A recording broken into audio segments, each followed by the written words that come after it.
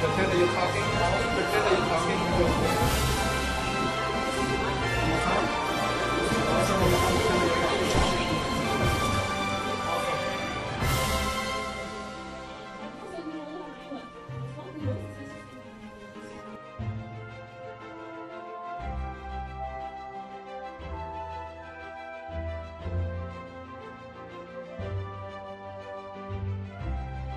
It all starts with the writing. If the script isn't a good script, if the material isn't good, it doesn't matter what we're going to do with it. So if you don't know when you do shows like Homicide: Life on the Streets and bring positive light to African Americans and not make every single character the bad guy, but actually make them the ship commander and actually make them the detectives that solve the crimes and actually bring issues that are pertinent to this country who is struggling with a lot of different issues right now. I am here on my time to say thank you for having a career of being able to know that it all starts with the writing. So, I salute you. Those tricky times, right? We were locked away last year, and now this year we thought we're going to pull through. We are really appreciative of writers because the story is everything. So we applaud you, and we're so glad we pulled it together. COVID, getting over it, right? You write more and more for the good, for the better, and all the things we're learning. We're learning a lot. An opportunity to be alive. Thank you for having us here. Enjoy your meal. We'll see you next year. Thank you. Did it rain at all when we were here in Vegas last time? I feel like it didn't.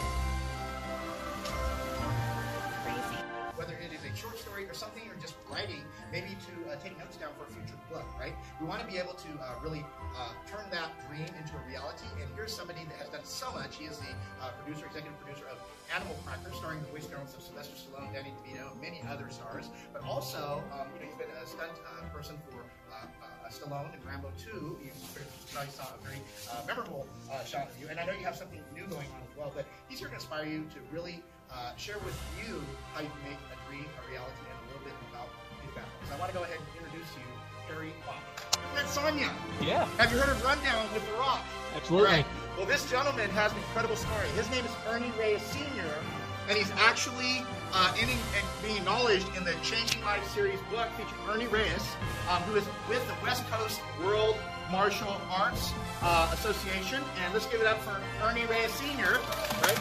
And so, with that, I want to tell you there's some great things that have been happening. We want to inspire you as writers because this is really a key time during these times for historic and heroic stories. Would you agree? And so right now, Ernie Reyes, his son, was the little boy in Teenage Mutant Ninja Turtles, right? And he has an incredible story. So why don't you just give us a little bit of background in terms of who you are, what you've been doing for a long time, how much you've been in martial arts, and pretty much know what everything is about. What do you think about this here with Ernie? And then he has to go and do something else here as well. We're fortunate enough to have him today. So let's give a big round of applause to Ernie Reyes Sr.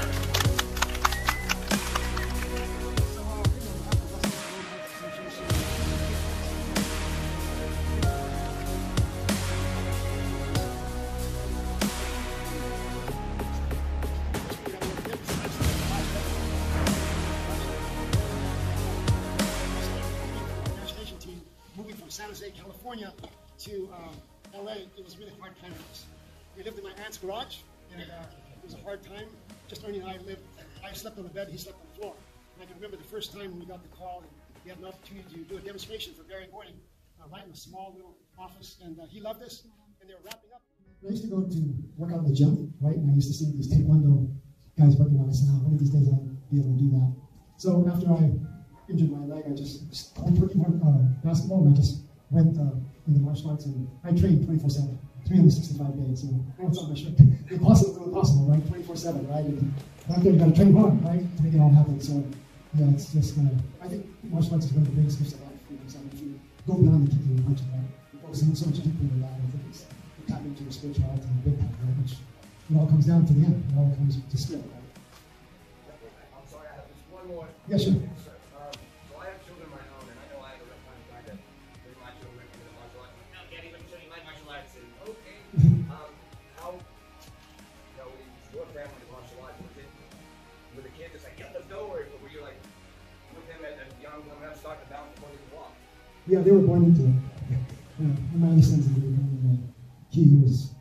Marge was doing wheel kicks 9 months, doing cardio kickboxing. So yeah, they've lived it really. But what didn't happen really at the beginning is I just played martial arts with them. I didn't make it because it's almost impossible. If you're training these little dragon kids, their focus is about 10 seconds. So you have to make sure that they're enjoying it, and really I didn't even teach him at first. It was one of my top instructors, right? But I just played around and just made it fun for them in the beginning. But then eventually you get to the point where it all comes down to you can't ignore the respect and discipline aspect of it, right? And my kids really, it's really a trip because they were really good at the martial arts school, but when we came home everything. So I try to keep them in school as much as I possibly can. You just have to enjoy it, you know what I'm saying? Whatever. But then after that, really, to be honest with you, it became very intense for them. Really, it's like Ernie Jr. He was the youngest child to ever be rated in adults professional division, right? That means I was training him just like my black belts, right? So at that time, Sidney Arthur and George Chung, they were uniforms competitors in the United States, and whatever they were doing, he was doing, right?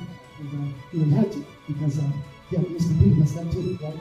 And so, just got to take time and they have to enjoy it, because you don't want to come off.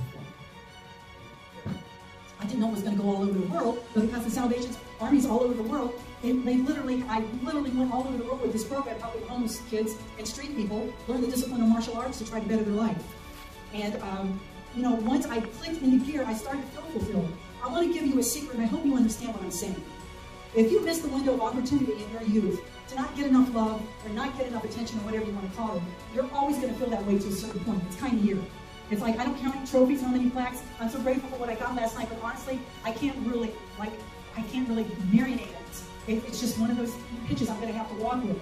But what I do feel is when I have a homeless man who was on the streets of Denver for 17 years, become a black belt, gainfully employed, and go, Master, you saved my life. That's what I feel. That's when I go, wow, I'm doing what I'm supposed to do. You see, when I don't worry about what I need, and I try to give other people what I feel I need, that's when these miracles take place in your life. Because we were created in the image of God to do great things, to make a difference in other people's lives. And, I'm a Native American. I go to reservations. I identify heavily with Native America. And I don't know if you know, but we're listening murdered Indigenous women. We have thousands of Native American women falling off the face of the earth, and they don't know what's happening to their lives. All through America and Canada, Google it. They think sex trade, they don't know. But I took it upon myself because I know they will embrace me, being a Native, to go in and teach self-defense to these women. And I do that in a couple of ways. I know that Jim talked about my product line. I've actually taken my product line and I've given it toward the cause to help pay for expenses for missing and murdered Indigenous women. And these women, we're trying to help cut the sleeves off of their t-shirts to stand in solidarity with the missing girls and missing women. So I'm just going to tell you, I have them with me, and $20 if you want one size fits all. They're great to train in, but I have these beads made by natives. Also go for the cause of missing and murdered Indigenous women. For $10 you can have a bracelet just to help out if you want to with the expenses of that. I have books. I didn't choose to bring books because my books are in copyright with Century Martial Arts, and I can't really take the funding that I need to make a difference. But my own products, like the t-shirts and beads and dream catchers or whatever, please see me if you'd like to help support this cause. As if you do, I have this stuff with me. I'm going to say that before today. Guys, I just feel like the Holy Spirit wanted me to say that today about what it really means to take center stage. And you can absolutely take center stage in any way you want, but I want you to be ready in the long run. And even martial arts will teach you. It's going to be about what you can do to make a difference in this world.